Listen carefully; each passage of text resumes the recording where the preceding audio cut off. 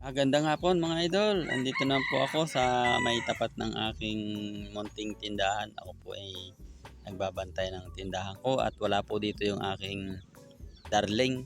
Kumbaga man sa amin ay asawa, darling. Nasa Lucena pa po ay hindi pa po nauwi yung aking darling. Ito po yung aking munting binabantayan tindahan. Maliit na tindahan lang po yan, mga idol. Ay, kaya naman po talaga. Ang sakripisyo ko po dito sa tindahan na ito. Pagkagabi po, ipapasok ko. Yan. Ipapasok ko yan. Pagka mga alas 8:30 na, ipapasok ko na ngayon. Pag pamaga naman, ay ilalabas ko naman mga idol. Kasi po ay wala talaga pambili ng kanay. Pambili ng sahig.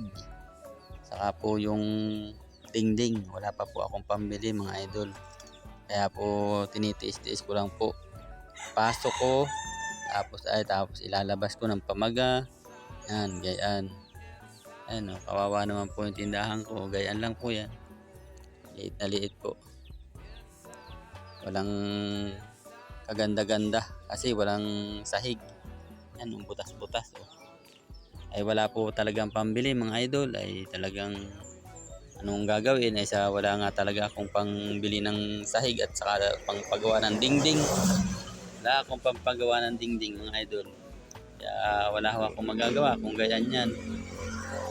At ako hirap na ho dyan maglabas, magpasok. Yan. Ito po ako, nakaupo lang po ako dito mga idol. Yan. Babantay po ng tindahan ko na maliit. Bago po ako makabenta, makatubo ay gaya naman. Tutubo ko maghapon siguro ng mga 30 pesos. Wala pa o mga 50 gayon. Ganun lang po ang tubo ko. Mga 30 pesos hanggang 50 pesos. Pinagtsatsagaan ko lang po mga idol. At wala po talaga akong mapagkunang iba. Walang mapagkunang iba. Ay hapon na naman po ngayon mga idol. Anong oras na po ngayon? Alas 4:20 na. Yan. Hapon na naman. Ay mamaya pag dating ng alas 8 mga idol ay papasok ko na naman yan.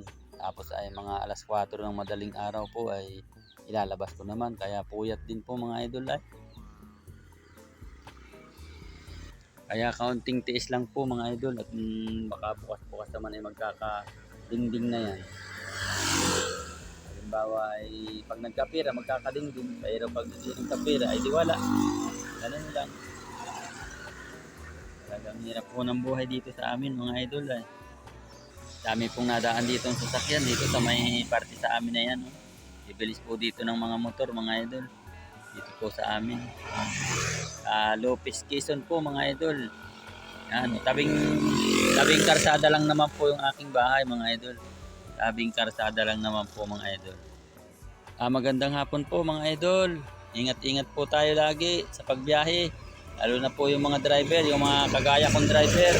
Ingat-ingat po tayo at God bless po. Ingat po tayo.